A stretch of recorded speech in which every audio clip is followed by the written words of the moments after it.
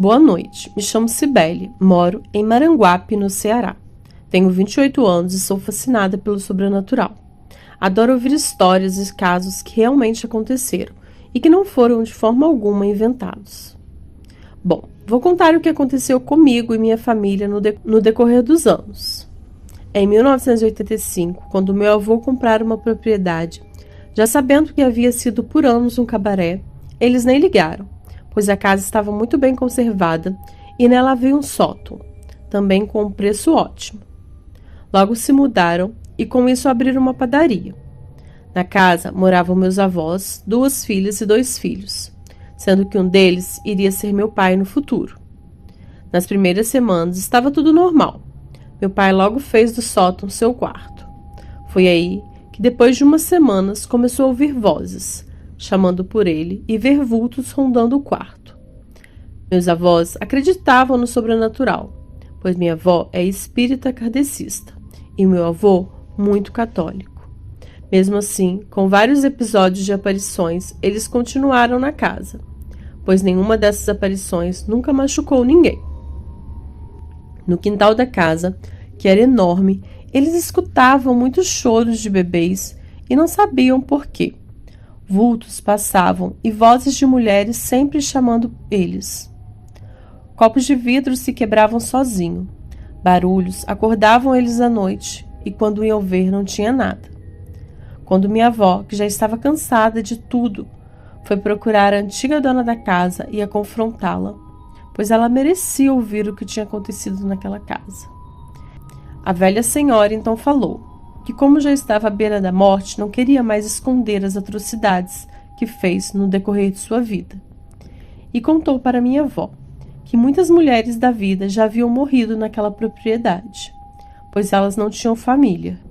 Naquela época do cabaré, tudo era mais fácil. Ela contou também que as prostitutas abortavam muito, e ela mesma mandava enterrar no quintal. Por isso, os choros de bebê eram muito frequentes. Ela contou que torturava e batia nas mulheres, punia elas sem comida e sem água, uma verdadeira atrocidade. E às vezes, as mesmas morriam lá mesmo, no sótão, pois era lá que elas todas dormiam e passavam o dia. Depois de ouvir essa história, minha avó, não sei como, encontrou esse jeito, e com água benta batizou todas as crianças no quintal. Ela saiu jogando água e dando nome para as crianças. Foi assim que os choros acabaram. Mas as atividades paranormais ainda aconteciam. Com muita oração, foram diminuindo e acontecendo só de vez em quando. Mas eles não tinham medo, pois, como falei, as aparições nunca fizeram mal. Quando eu nasci, fui morar nessa casa, pois minha mãe me deu para os meus avós criarem e morei por muitos anos nessa casa. Porém, eles fecharam o sótão e ninguém podia subir lá. Havia anos, pois a maioria das atividades vinham de lá. Fui crescendo e morrendo de medo, pois ouvia com frequência chamarem meu nome. Sombras embaixo da porta, vultos e coisas que apareciam em outros cantos, sem a gente ter colocado. Minha avó foi me ensinando que eles só queriam oração e chamar a atenção para a gente rezar por eles. E fui fazendo isso.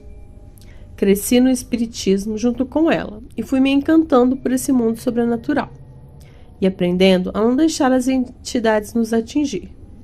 Me casei e saí de lá em 2014 e em 2020 voltei a morar lá, agora com meu esposo e meu filho de 6 meses, pois meus avós estavam muito velhos e precisavam de alguém cuidando deles.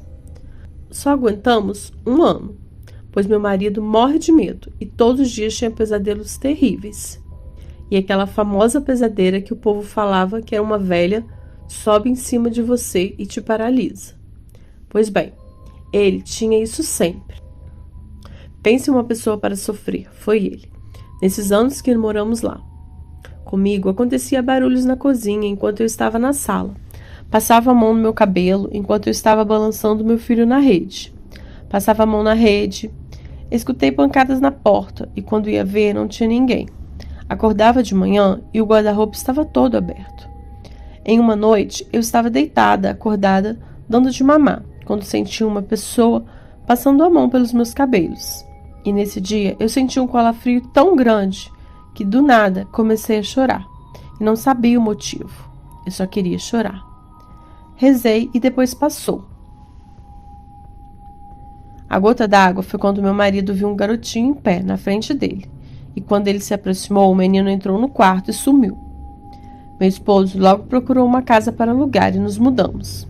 Meu tio, que foi morar com os meus avós e mora lá até hoje. Ele conta muita coisa que aconteceu com ele, mas depois manda os relatos dele. Hoje em dia eu moro numa casa bem próxima e vou para lá quase todos os dias, mas só a passeio mesmo. Tentei resumir bastante, porque teve muita coisa que aconteceu comigo na infância, mas os que mais marcaram minha vida foram esses. Obrigado por ouvirem o meu relato e boa noite.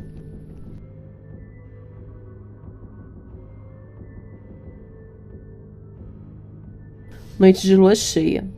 Um intenso amanhã na parte inferior da porta me faz questionar se aquilo poderia ser um cachorro em busca de um abrigo.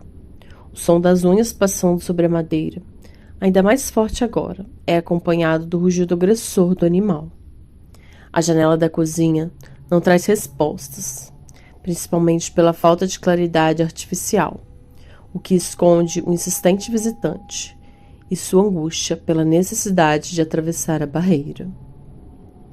Se aquela lua branca, vívida e circular, como o farol da ilha, pudesse emprestar sua iluminação constante, talvez a misteriosa criatura pudesse ser revelada. Lobisomem são um monte de um subgênero bastante apreciado pelos fãs de horror. A inconsciência somada a uma triste maldição. Com 2 leitores, espectadores, há uma simpatia natural pelas criaturas. E como todos sabem, muitas histórias que originaram filmes e obras foram baseadas em relatos cruéis de canibalismo noturno, ataques vorazes de crianças incautos. Muitas vezes associado a doença de ordem psicológica.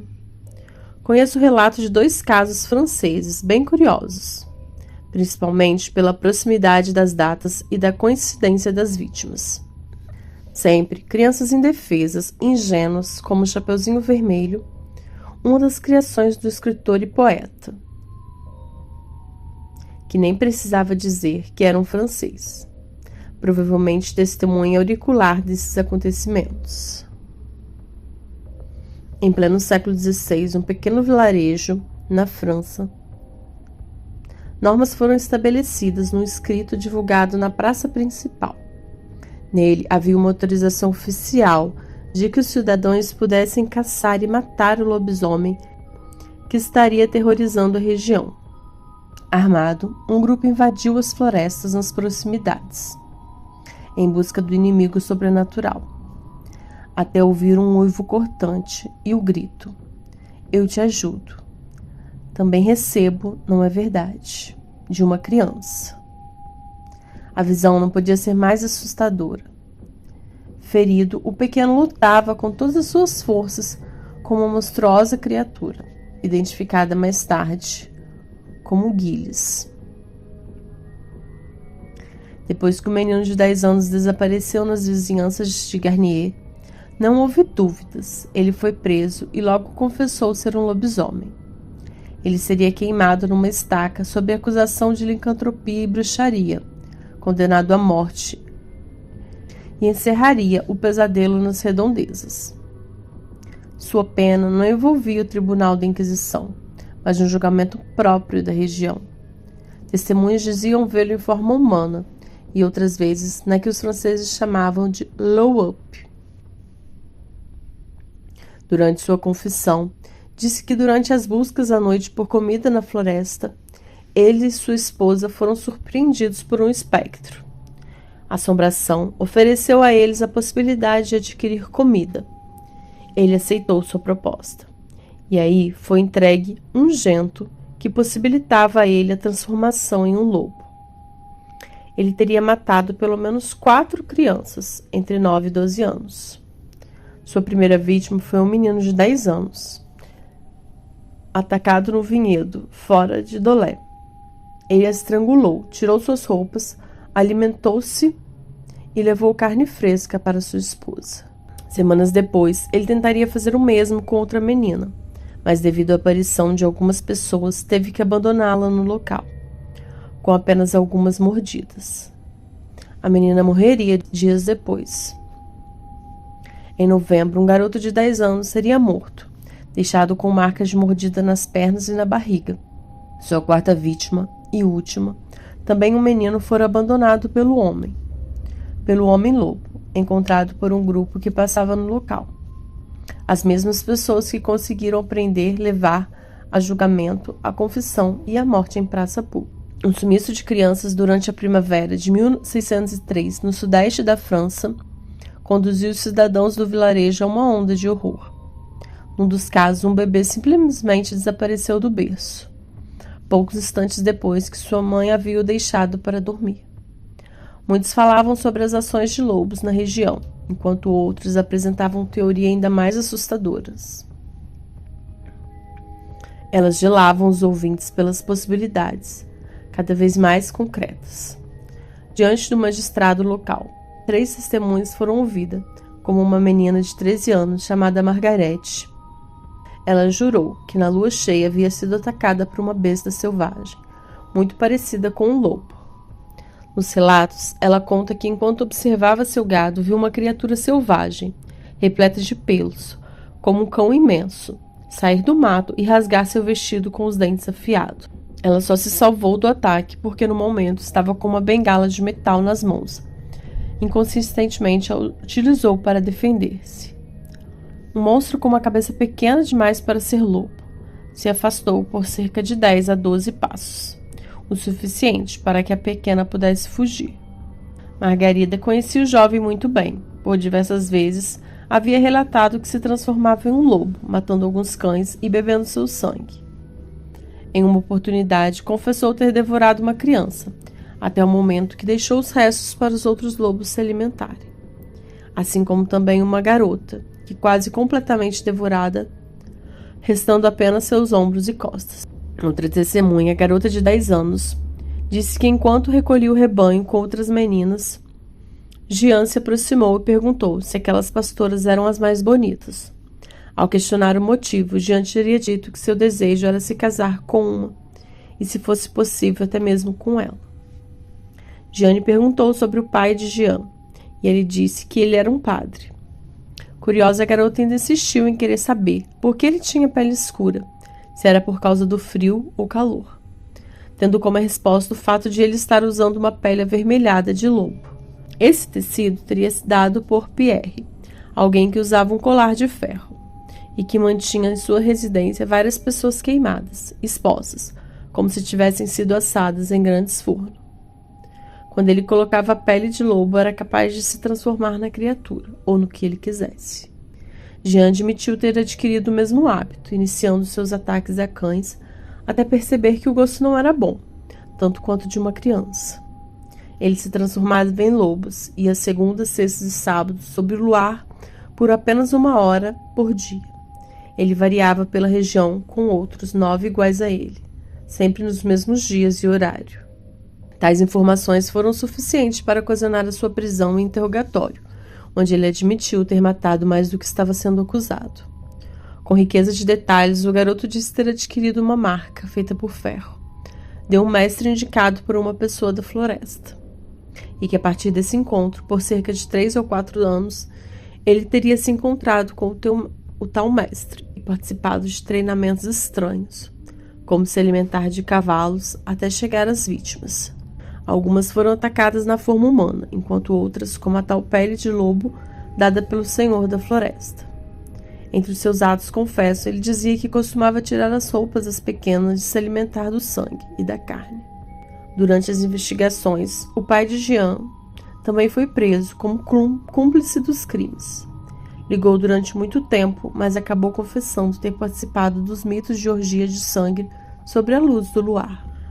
Como pena pelos crimes, tendo o tribunal admitido que o tal senhor da floresta seria o próprio diabo, acabou sendo encarcerado no monastério para o resto da vida, enquanto Pierre enfrentaria um outro julgamento no tempo depois. Depois de Garnier encontrar seu destino no monastério, Durante um tempo, algumas pessoas juravam ter visto uma criatura parecida com um cachorro. Mataram uma pessoa e animais nas proximidades. Jean morreu no local do monastério, encarcerado, quando os ataques finalmente se cessaram. Boa noite e obrigado a todos por ouvirem.